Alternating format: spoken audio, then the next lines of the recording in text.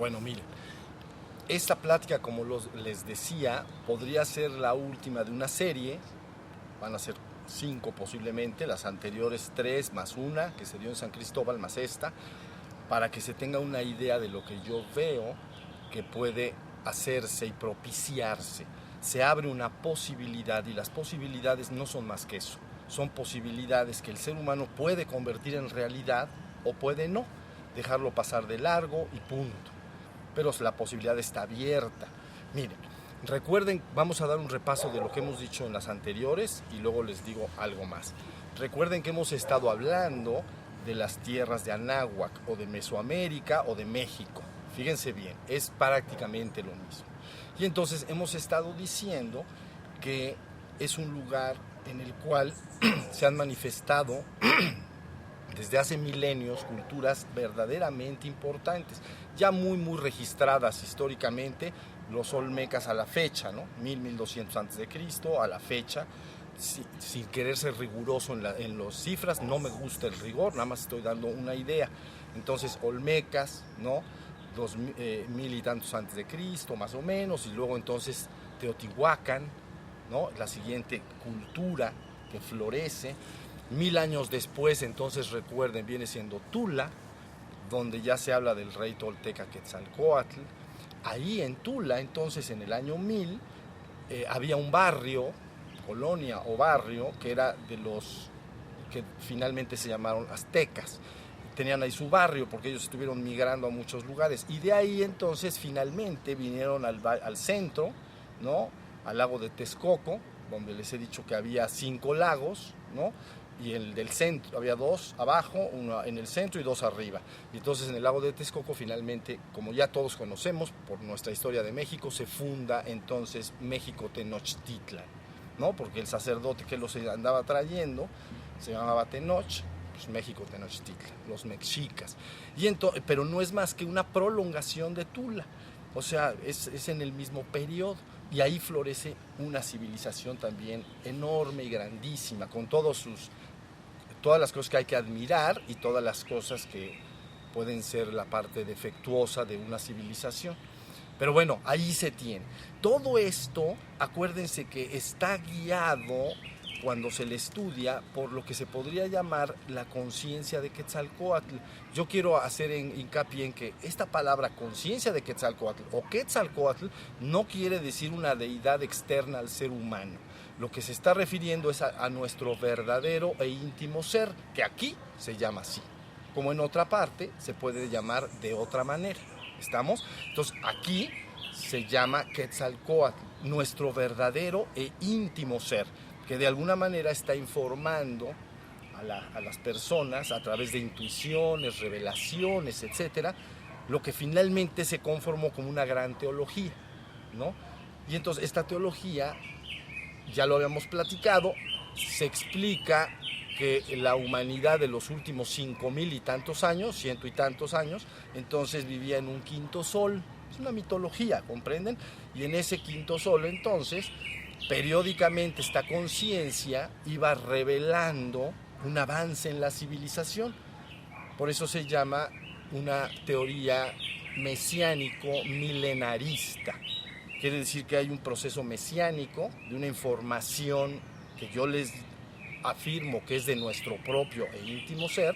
Entonces, de alguna manera, es como un mesías mesiánico milenarista, porque en esta visión se repetía cada 1000 años. ¿Ok? Ya lo platicamos. Entonces da el banderazo hace 5000, hace 4000 entonces aparece el primer paso de la serpiente emplumada, luego el segundo paso en el año 2000, luego en el año 1000 el tercer paso, y así sucesivamente. No retorno es el que sigue, pero los pasos, vamos a decir. ¿Ya se entendió? Entonces 5000, 4000, 3000, no, 5000, hace 5000. Bueno, vamos a decir 3000 antes de Cristo, 2000 antes de Cristo, 1000 antes de Cristo, en el año 0, ¿no? Y luego en el año 1000. En el año 1000, entonces es lo que ustedes ya conocen como el rey tolteca Seacatl Topintzli Quetzalcóatl. Entonces, es una visión en la cual todos los pobladores de Anáhuac van recibiendo una información de nuestro propio e íntimo ser para ir conformando esta civilización. Y hay una idea por detrás. La idea por detrás es finalmente que Anáhuac o México lograra construir un glorioso destino. Yo se los dije así la vez pasada, y este glorioso destino sería que México se convirtiera en una especie de altar o lugar donde se podría llevar a cabo una transformación cósmica o una transmutación literal del ser humano, un despertar espiritual colectivo y de la existencia toda. O sea, un paso determinante. ¿Sí se entendió? Siempre está informado por detrás esta conciencia buscando esto. Entonces, cada 1000 años surgía una civilización, no se llegaba a ese punto, y entonces 1000 años después no se llegaba a ese punto, y sucesivamente. Entonces el último rey tolteca, Topinzli Quetzalcóatl, dice: yo volveré, ¿no? Y entonces vuelve hasta a insistir, el ciclo se va a repetir, por eso hablé del tiempo circular. Si estamos hasta ahí, no, síganme hasta ahí. Bien, entonces ahora lo que sigue es que en estos momentos, 1000 años después, del año 1000, este rey tolteca nació en el 999, año 1000, pero el ciclo se repite año 2000, más o menos, ¿entienden? Es el 12 de diciembre del 2012, cuando se cierra la cuenta de este ciclo. Entonces se dice, en ese año se abre una nueva oportunidad, y entonces esa conciencia interviene nuevamente para lograr ese glorioso destino. ¿Sí se entendió? Ahora ustedes dicen, bueno, ¿qué es lo que pasó de un tiempo a la fecha, desde los aztecas acá? Hagan de cuenta que hay dos cuentas que se toman muy en consideración en los pobladores originales de Anáhuac. Una se llama la cuenta larga, que es esa, que se llama de los 5100 y tantos años, el sol, el quinto sol. Es una cuenta de tiempo, ¿sí se entendió? Pero hay otra cuenta que se llama los ticú, que es Bolón y Uxcal-Ticú. Son dos periodos, uno que es otra cuenta, y esa cuenta se le llama, que se ve como un periodo nefasto, malo, oscuro, más o menos cercano a los 500 años, y otra propicia, luminosa, ¿no? Llena de luz y progreso, de otros aproximadamente o cercano a los 700 años. Se llama los ticú. ¿Ya? ¿Hasta ahí vamos? Bien, pero resulta que el ticú obscuro o malo, Bolón, entonces aparece en 1519 y en la cuenta. Entonces ellos saben de antemano que va a haber un periodo de 500 años, de acuerdo a esa cuenta, que es una cuenta obscura para las intenciones de lo que estoy hablando, de crear ese glorioso destino, redención de la humanidad de manera colectiva. Entonces viene un proceso de 500 años en que eso queda como, vamos a decirle así, en stand-by. ¿Sí se entendió? Está en stand-by. Pero por eso les dije la vez pasada que Cuauhtémoc, todo esto lo sabe, se sabe. Cuauhtémoc, el último emperador, entonces da un mensaje, acuérdense que lo comenté. Este mensaje lo conoce mucha gente que está interesada en estos temas. Y entonces lo primero que dice el mensaje es: nuestro sol se ha ido. Nuestro sol se ha ocultado y nos ha dejado en la más terrible oscuridad, pero sabemos que volverá a salir. ¿Ok? Sigue explicando, y entonces al final dice: cuando salga este nuevo sol, entonces México podrá cumplir su glorioso destino. Y el glorioso destino es el que les estoy explicando: convertir a este lugar en una civilización tan poderosamente espiritualizada que pueda influir sobre el mundo entero.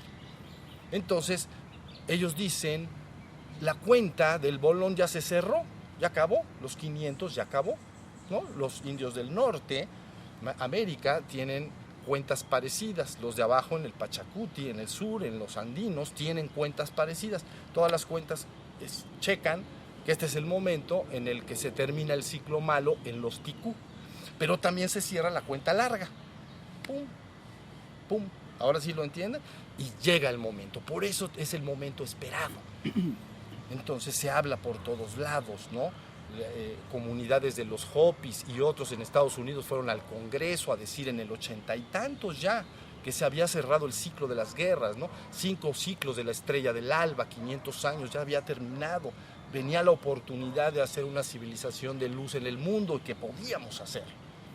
Ahora si están entendiendo lo que está moviendo las cosas por detrás, es poderoso, porque a diferencia de otras culturas que tienen ciclos proféticos de este tipo, como por ejemplo la venida de Cristo, la parucía, ¿no? La segunda venida de Cristo u otras, no hay fijada una fecha, pero esto está con fecha, punto. Te dice, en tal fecha tiene que suceder eso.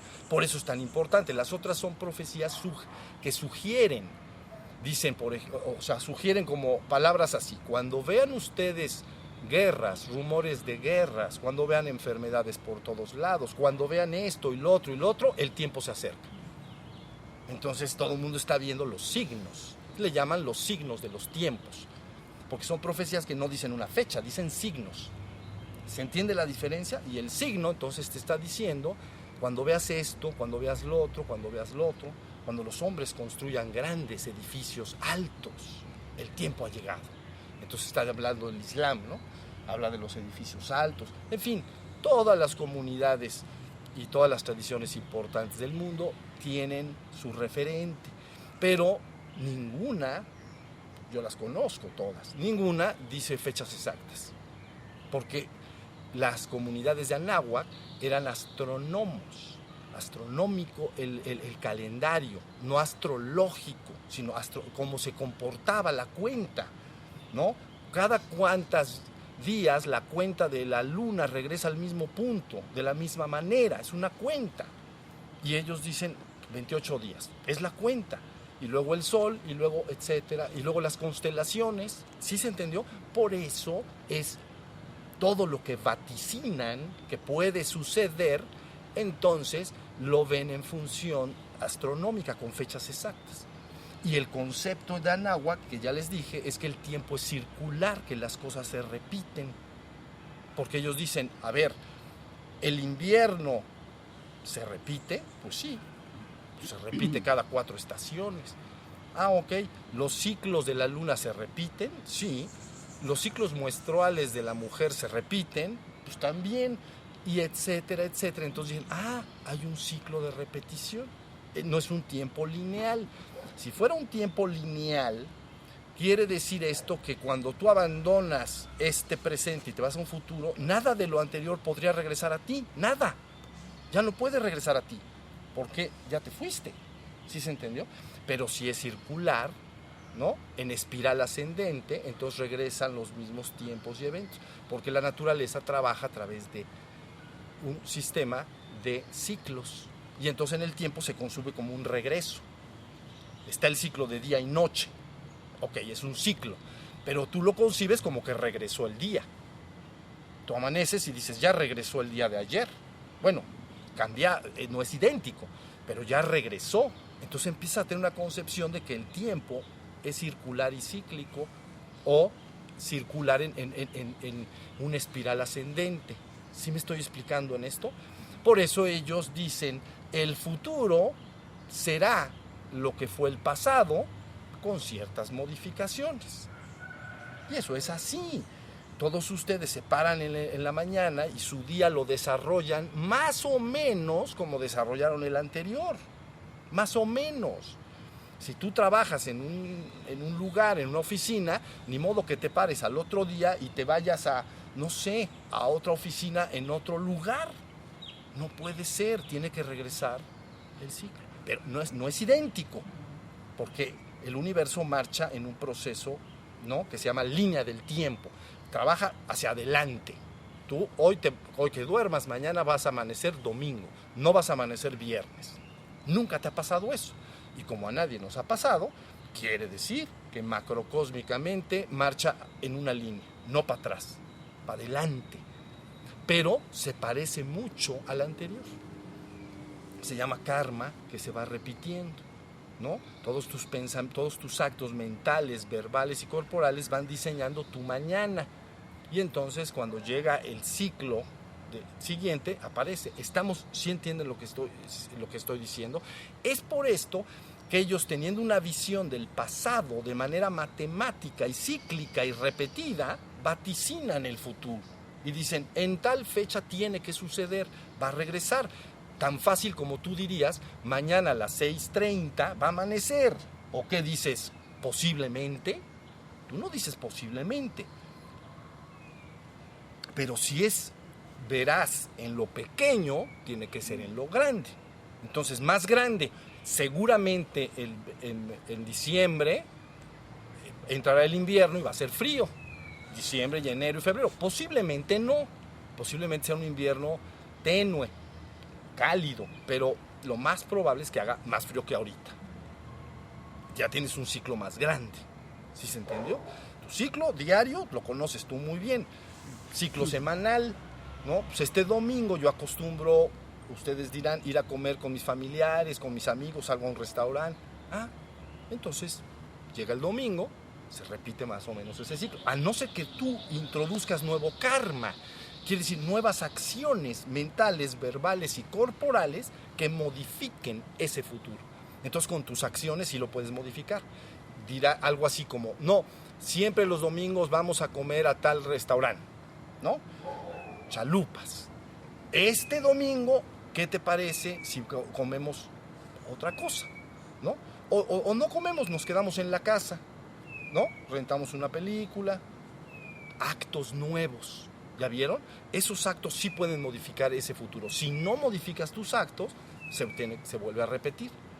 ¿Ya entendió? Esta es la razón por la cual la visión de Anáhuac, de México, es extraordinariamente matemática y precisa, porque es astronómica. Se está basado en el movimiento de los astros. Y dicen, lo que viene después no es lo que vino, es lo que vino antes. Punto. Así de fácil. En la visión que le estoy diciendo, un poquito alterado, cambiado, no es idéntico, porque si no es que el universo estuviera estático, no se moviera. Entonces es así. Hasta películas han hecho de eso, ¿no? Que la persona se para y repite el mismo día idéntico y no puede cambiarlo. Hay películas de eso. Quiere decir que el universo está estático, pero no está. Tiene una línea del tiempo. Va en expansión, si quieren, o se está moviendo. Entonces, es circular, pero cíclico. Es circular, pero en espiral ascendente. ¿Ya vieron? Pero regresa al mismo punto. Siempre tiene que regresar. Hasta ahí vamos, y por qué se entiende en todas las tradiciones de Anáhuac y en todos los calendarios y en toda su visión y su teología, este es el momento. No es que quiera o no quiera, como tú mañana dirás a las 6:30, este es el momento en que va a amanecer, no tardan en empezar a cantar los pájaros y le vas a atinar. Y entonces dices, ¿le atiné? No, mi vida, ¿cómo que le atinaste? Pues es un ciclo que se repite todos los días y los pájaros lo tienen clarísimo, ellos saben cuándo van a cantar. ¿Estamos? Bien, entonces primer asunto, ¿por qué se sabe lo que se sabe y por qué sabe que este es el momento? Entonces, en los ciclos, digamos, de los náhuatl, hay un periodo de 52 años que se llama Nuevo Fuego o Fuego Nuevo, ¿no? Entonces se acostumbraba cada 52 años a apagar todas las luces de la ciudad, por ejemplo, ¿no? Se prendía ya a lo lejos en la montaña una primera luz de fuego y se bajaba y se prendían entonces toda la ciudad. ¡Qué hermoso! ¿Ven? Se repetía un ciclo cada 52 años. ¿Sí se entendió?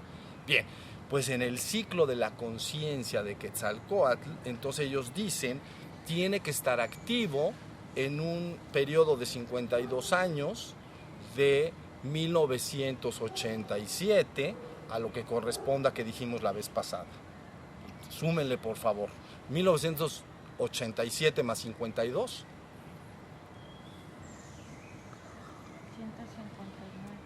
179.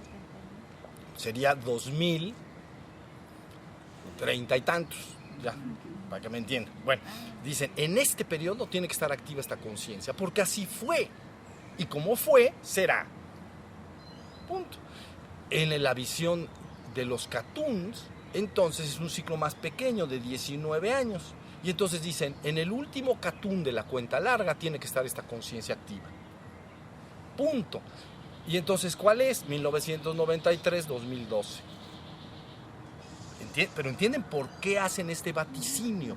Porque no es más que un concepto de que se va a repetir. Por eso dicen, hace 5.200 años, una conciencia civilizadora que llamamos la conciencia de Quetzalcóatl inició un proceso de civilización en las tierras de Anáhuac y ha repetido cada 1000 años el ciclo. Y en concordancia con esa repetición milenaria han surgido grandes civilizaciones, olmecas, Teotihuacán, Tula. Entonces dicen, ¿esto a qué te huele? ¿A qué viene?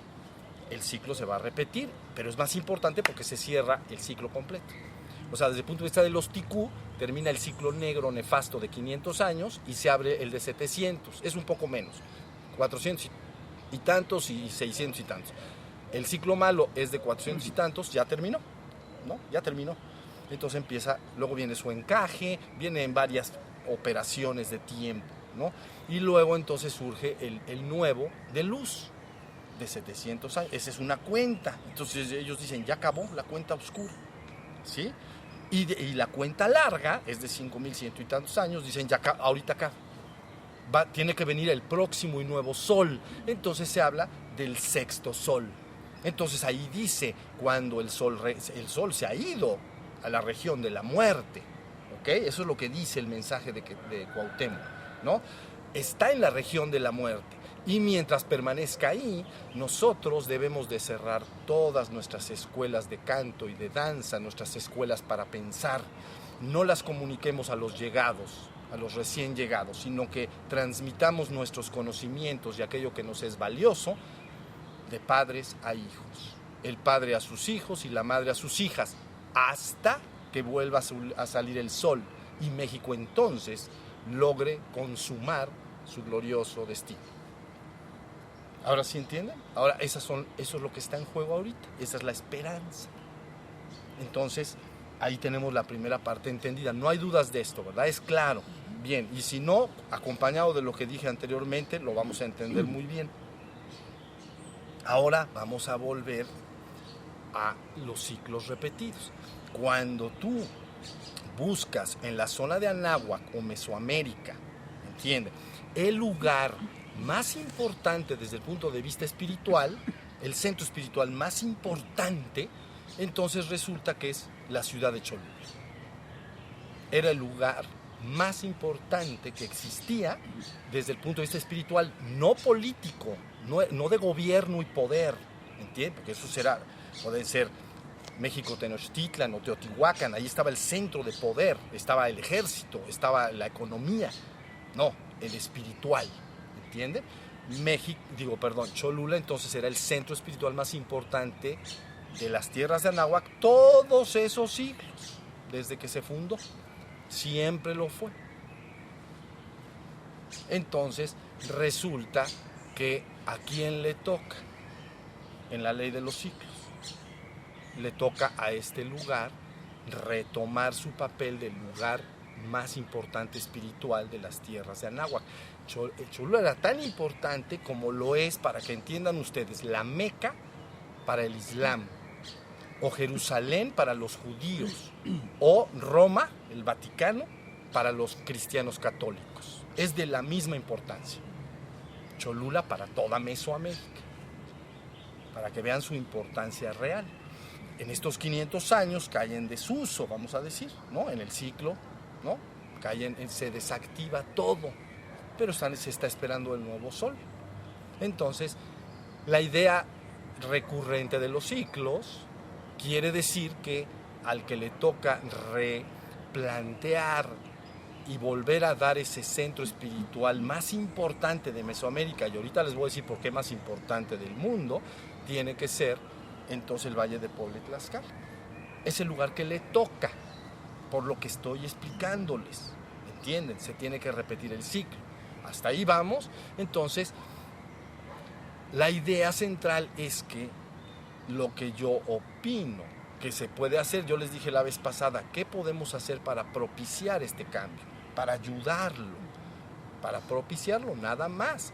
Porque la colectividad es la que se hace cargo de manifestar una realidad, se presenta la oportunidad, pero nada más.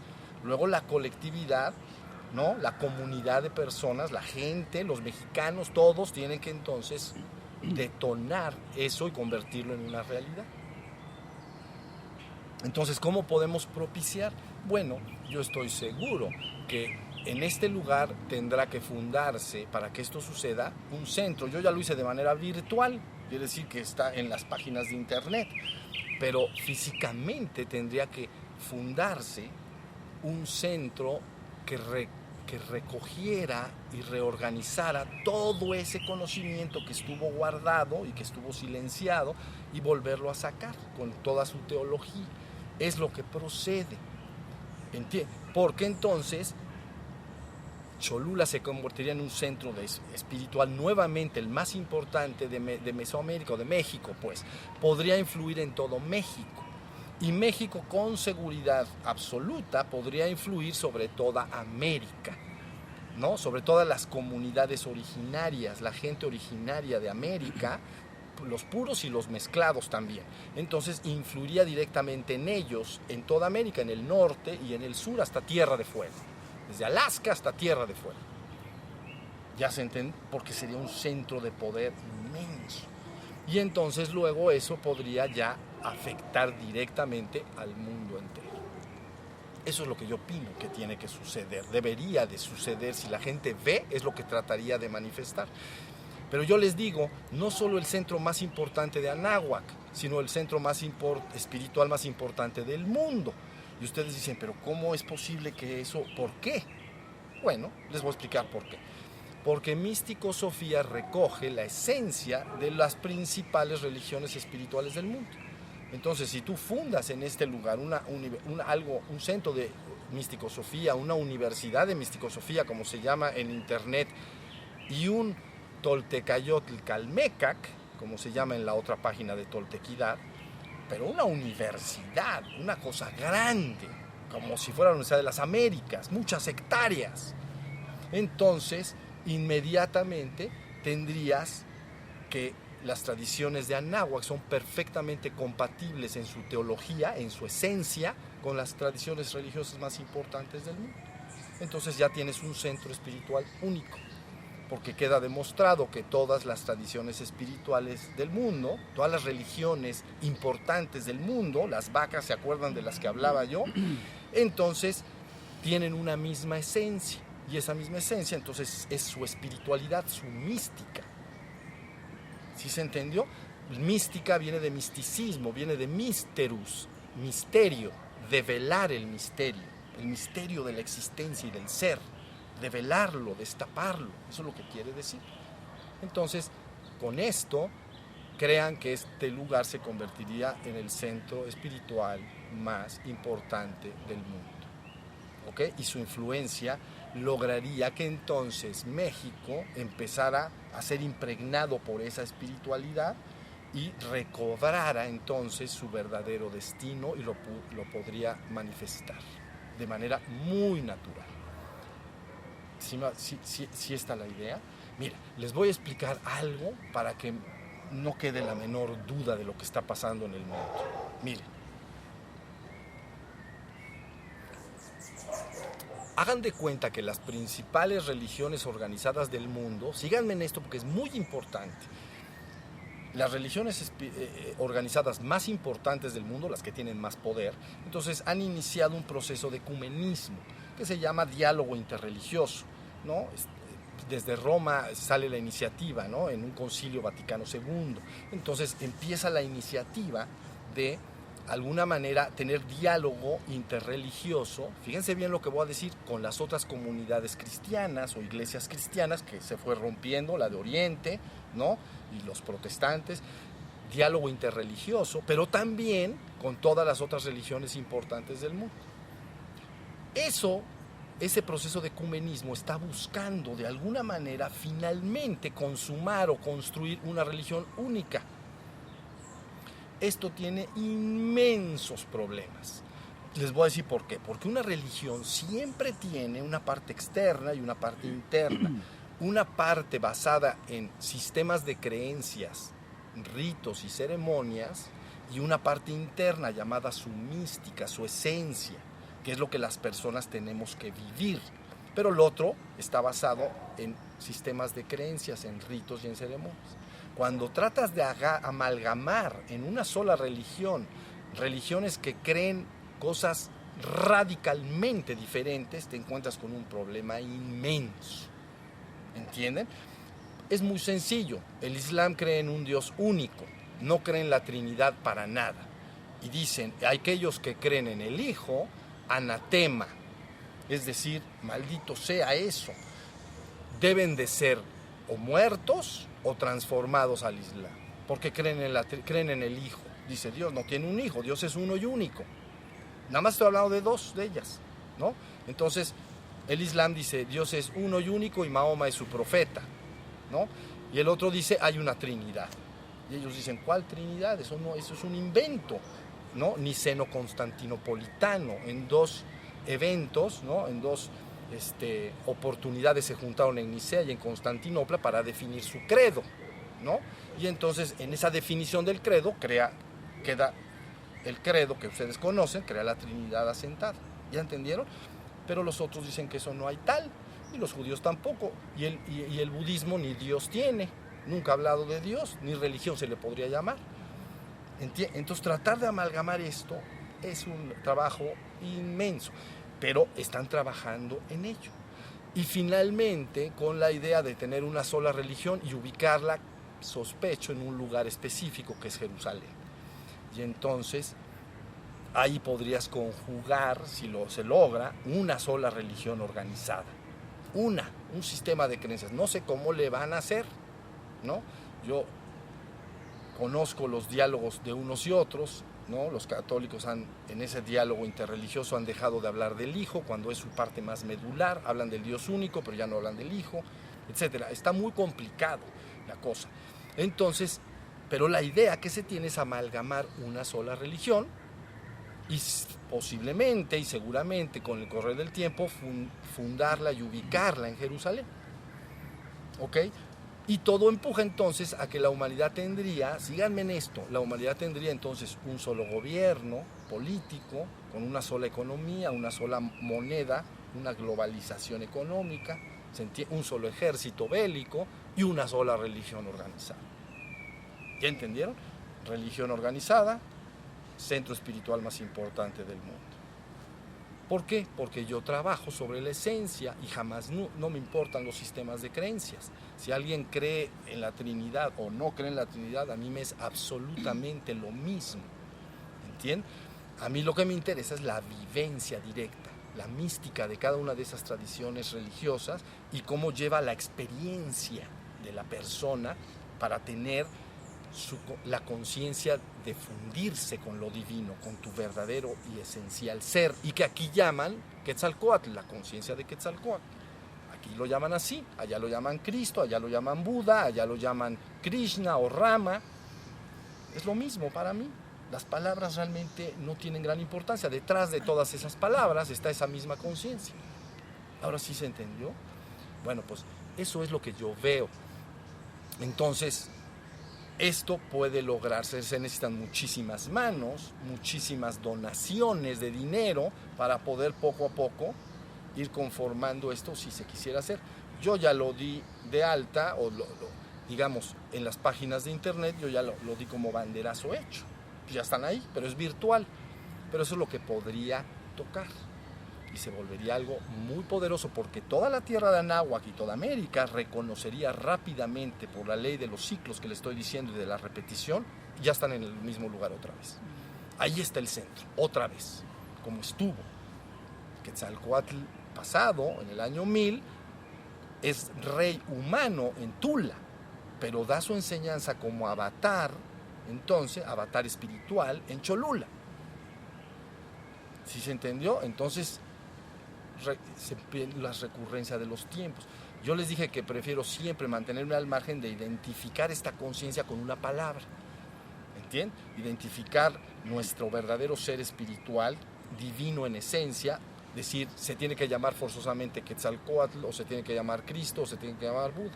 Más bien sería decir, los hombres han impuesto nombres sobre esta conciencia. Y nada más. ¿Sí se entendió? Pero bueno, eso es lo que yo veo.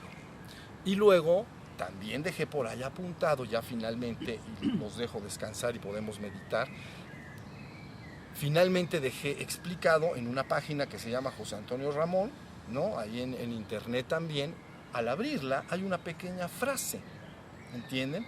Pero la gente no presta atención a lo que está viendo. La frase dice algo, son 2 operaciones las que está explicando. Dice, mi mensaje trae consigo el despertar espiritual de la humanidad y la ascensión colectiva y su ascensión colectiva hacia una región más elevada de ser. Son 2 operaciones. Número 1, mi mensaje trae consigo el despertar espiritual de la humanidad, de toda la humanidad en su conjunto. Eso es una operación. Eso cumpliría la promesa de la venida del reino al mundo. Porque cuando se ha hablado de les traigo una buena nueva, viene el reino al mundo, lo que está diciendo en realidad es que tienen los seres humanos que despertar a su conciencia de seres, a su ser espiritual, y entonces manifestarían transitoriamente un reino en este mundo. Ha venido el reino al mundo. Entonces, eso es lo que dice esa primera operación, ¿no? Mi mensaje trae consigo el despertar espiritual de la humanidad. La segunda operación, y su ascensión colectiva hacia una región elevada de ser. Su ascensión colectiva. Entonces, esa es la segunda operación. Una vez que la conciencia que ustedes llaman humana en el mundo ha despertado y ha logrado recordar su origen como ser, entonces manifiesta transitoriamente un reino en este mundo, un mientras tanto. Pero luego finalmente esa conciencia es ascendida y regresada a su esencia divina. Eso cumple lo que se conoce como el misterio de la redención. ¿Sí se entendió? El misterio de la redención. ¿Cómo va a ser la humanidad finalmente ascendida y regresada al Padre? ¿Sí se comprende? Esa segunda parte de la frase, que yo he dejado ahí escrita, es esa segunda operación. Porque las personas cuando despiertan espiritualmente, de momento siguen en el mundo, entonces hacen un mundo mejor unos con otros, pero finalmente quieren regresar al Padre, quieren fundirse con el ser absoluto. Ya no tiene un sentido este mundo en sí mismo. ¿Sí se entendió? Ya no lo tiene en sí mismo. Entonces me despierto, construyo un reino con mis hermanos, con mis semejantes, ¿no? En verdadera hermandad y amor unos con otros, pero es un mientras tanto. No es para que sigamos acá, pues ya mejor nos redimimos y ascendemos al Padre. ¿Sí se entendió? Son esas 2 operaciones. Inicialmente les comento que yo había puesto una frase más brutal, porque esa es su palabra. Yo había puesto ahí, mi mensaje trae consigo el fin del mundo y la ascensión colectiva del ser humano hacia una región más espiritual de ser. Entonces, está hablando del fin del mundo y no está hablando de la primera operación. Entonces resulta el fin del mundo. Pero antes de que venga el fin, tiene que estar el reino. ¿Sí se entendió? Por eso la promesa es la venida del reino al mundo. Y número 2, el fin del tiempo, ¿no? Entonces, para la ascensión colectiva de la humanidad. ¿Sí se entendió? No contemplo para nada, ni puedo entender frases escritas por Pablo que dicen unos para salvación eterna y otros para redención eterna. Unos para salvación eterna y otros para condenación eterna. Todita la conciencia se va porque es una conciencia. ¿Entienden? Si quieren entender esto, para que haya una imagen, esta es una mano, tiene 5 dedos, pero es una mano y tiene 5 dedos. ¿Ok? Si yo la meto en el agua y hay un pez ahí nadando, ¿qué vería? 5 cosas que están desconectadas. Él vería 5 dedos, pues, pero no podría entender de ninguna manera que esos dedos pertenecen a una sola mano, porque su visión es abajo, su visión es debajo del agua. Entonces tú metes en una pecera, metes tus dedos y él nadaría entre los dedos y diría, he aquí 5 dedos, 5 cosas, pero nada podría saber de que esos dedos son uno. Bueno, son uno con la mano. Entonces solo el que tiene la visión corregida puede saber que toda la conciencia humana, que ahorita se conciben como miles de millones de individuos, esencialmente son uno. Entonces si tomas la conciencia, llevas a todo contigo. Ahí se cumple otra promesa. Cuando yo regrese y luego sea nuevamente levantado, llevaré a todos conmigo. Esas sí son palabras de Cristo. ¿Sí se entiende? Entonces, ahí tienen, hasta ahí lo que pueden escuchar hoy. Cómo con esto se tiene una idea ya muy clara qué es lo que se está haciendo y qué puede ayudar y propiciar. Cuando dijimos la vez pasada, ¿no? Como juego, debemos conspirar. Es respirar esa idea, anhelar verdaderamente que está al alcance de la mano el despertar colectivo de la humanidad y también su ascensión colectiva, pero que no haya una célula de tu cuerpo que no lo asuma y lo acepte. Porque si no lo acepta, no lo asume o no le interesa, entonces no pasa nada. Simplemente las cosas avanzan. Ahora sí que paso sin ver. Pasó el ciclo y no te enteraste. ¿Sí están entendiendo? Bueno, entonces eso es lo que yo veo que puede llevarse a cabo. Con esto ya tienen una idea de por dónde marcho. Yo sé bien lo que hago y desde cuándo lo hago, que es desde siempre. Entonces no hago más que exponerles a ustedes por dónde se podría ir manifestando una posibilidad y hacerla una realidad. Ellos sabían muy bien, no es prudente que un hombre diga, voy a empezar mi día de trabajo, pero voy a empezar a las 3 de la mañana. Pues estás mal. Todas las oficinas están cerradas, todos los bancos están cerrados, toda la gente que trabaja está dormida, estás mal, estás fuera de tiempo. Pero es prudente cuando dan las 6, 7 de la mañana, dice la persona, ahora me paro, me baño, me desayuno y voy a empezar mi trabajo, porque es un momento propicio en la ley de los ciclos.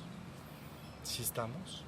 Bueno, pues de eso se trata lo que estamos haciendo aquí en el Valle de Puebla y Tlaxcala. Es un hermoso y gran valle. Tiene muchos espacios hermosos para comprar muchas hectáreas y hacer algo extraordinario. Lógico, en el que requiere muchas personas involucradas que entiendan lo que se está haciendo y también, lógicamente, muchos recursos. Entonces necesita muchas donaciones, ¿no? No es voy a trabajar para ir dando dinero y voy a comprar las hectáreas. Nos vamos a tardar hasta el próximo ciclo, ¿entienden?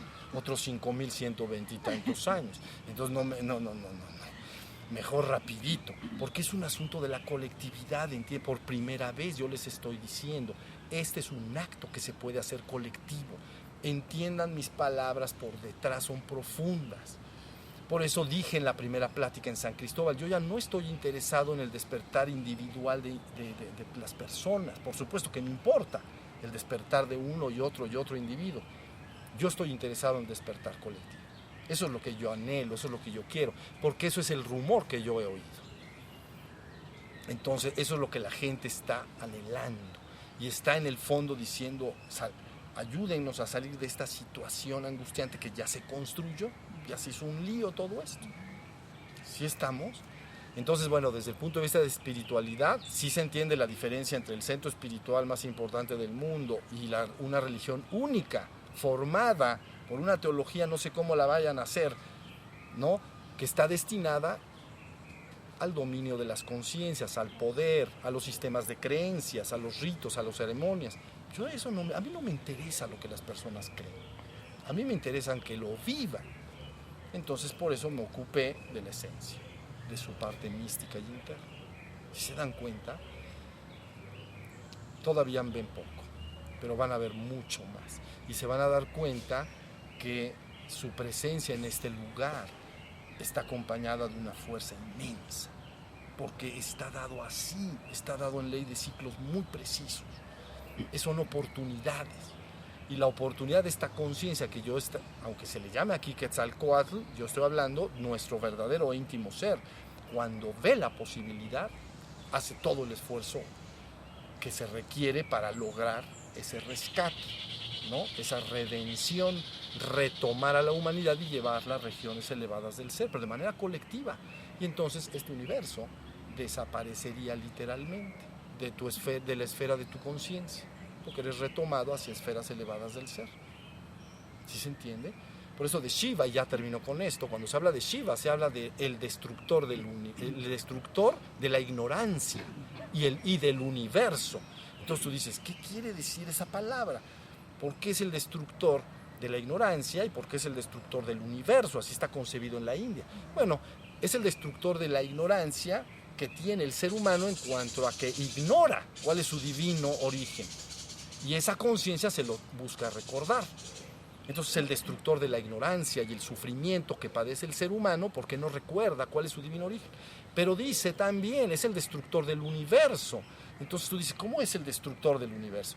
Porque cuando despiertas a la persona y la persona reorienta su atención hacia el ser absoluto que yo soy y que ustedes son junto conmigo, este universo se apaga, como apagas un televisor. No tienes que destruirlo a patadas, nada más tienes que mover la conciencia. Si no te gusta un canal de televisión, un programa, no patees la televisión.